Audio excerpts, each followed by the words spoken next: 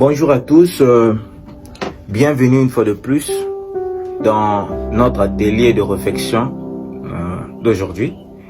Aujourd'hui, nous allons parler de quelque chose de très important encore. Dans notre vidéo précédente, nous avons eu à parler sur l'attitude.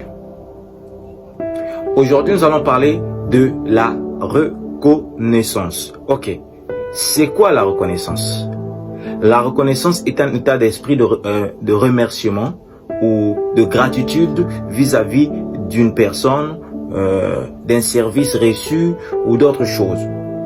Ok, beaucoup d'entre nous ne sommes pas reconnaissants aujourd'hui, mais nous devons tenir compte que sans la reconnaissance, nous ne pourrons pas progresser. Alors, lorsque nous sommes reconnaissants vis-à-vis d'un bienfait, vis-à-vis d'un acte de charité, cela permet que ces éloges ou ces services, ces relations entretenues puissent perdurer, puissent avoir de la valeur. Ok, ne vous mettez pas en tête que la reconnaissance va seulement du côté de celui qui reçoit le service, mais la reconnaissance va des deux côtés. Moi personnellement aujourd'hui, je suis reconnaissant de beaucoup de choses.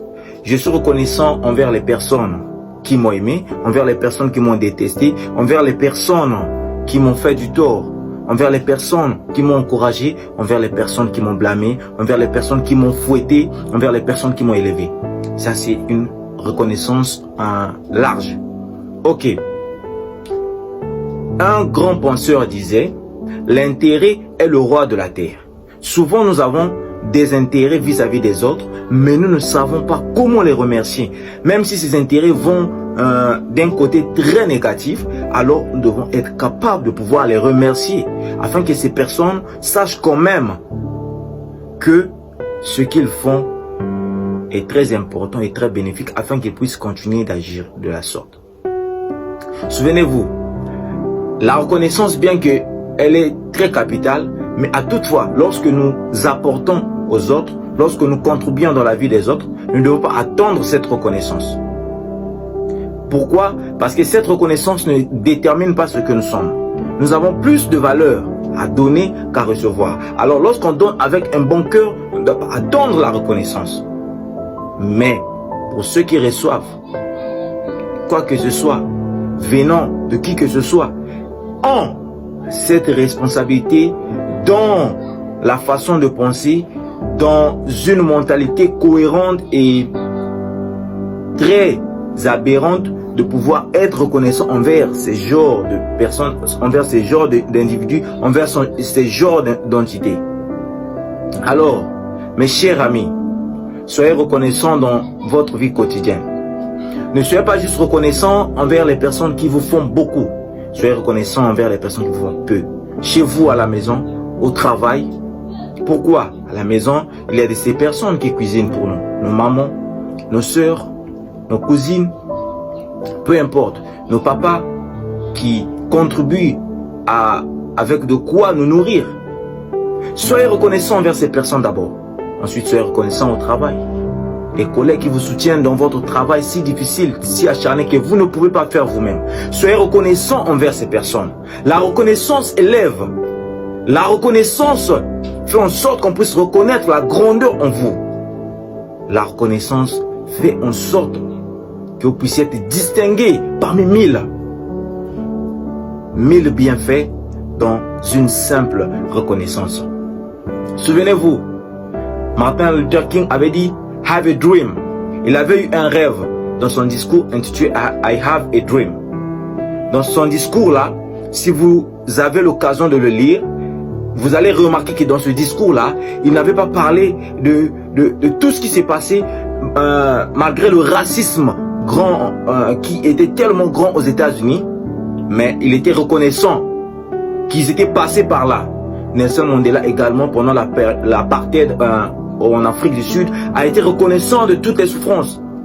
Même combien il est devenu président, il s'est croisé un jour dans un restaurant avec l'homme, le gardien de prison qui le torturait, qui le faisait boire ses urines. Mais ce gardien-là a été stressé du simple fait que Mandela était devenu un président. Mandela l'a invité à prendre part avec lui. Il était reconnaissant, sans passer par là, ça ne devait pas le donner, en fait, la motivation, le cœur qu'il avait lorsqu'il est devenu président. Certes, il était une bonne personne, mais la reconnaissance envers toutes ces choses l'ont mené à sa réussite, l'ont mené à bien diriger, l'ont mené à être ce qu'il était. Chers amis, soyez reconnaissants dans les petites choses, envers notre Dieu, pour les petites choses, pour le souffle de vie, pour la santé, pour le pain quotidien. Ce sont déjà des bienfaits quotidiens. Alors, j'espère et j'ose croire que si vous écoutez ces paroles et que vous pratiquez la reconnaissance chaque jour, beaucoup d'ondes, beaucoup de choses dans votre vie vont changer. Pas seulement au niveau temporel, mais même au niveau intellectuel, au niveau social, au niveau culturel, et peu importe.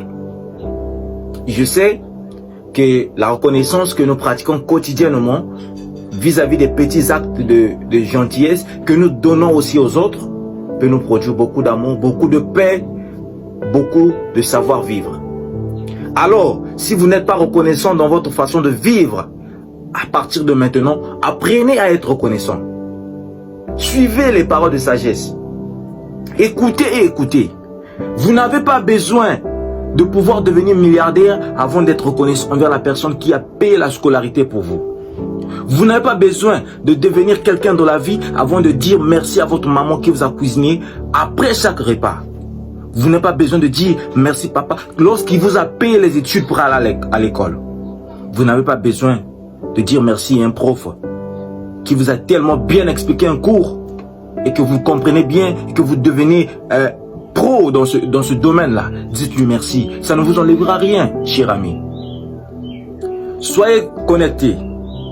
Il y a des vidéos à venir qui vont parler, comme je l'ai dit tantôt, du développement personnel. Des attributs, des caractères que nous devons avoir pour le savoir-vivre dans la société. Alors, si vous êtes reconnaissant, vous verrez combien est-ce que la nature va vous aimer. Vous verrez combien est-ce que l'univers ainsi que ses lois vont s'attracter à vous dans la loi d'attraction. Pensez à ce que vous voulez et élaborez des plans pour les atteindre. Et suivez vos objectifs. Personne ne peut vous contrarier. Vous êtes le maître de votre destin. Prenez votre vie en main. Peu importe là où vous êtes, au niveau où vous êtes, croyez en vous et vous arriverez. Je vous aime. À bientôt pour une prochaine vidéo. Ciao. Ciao.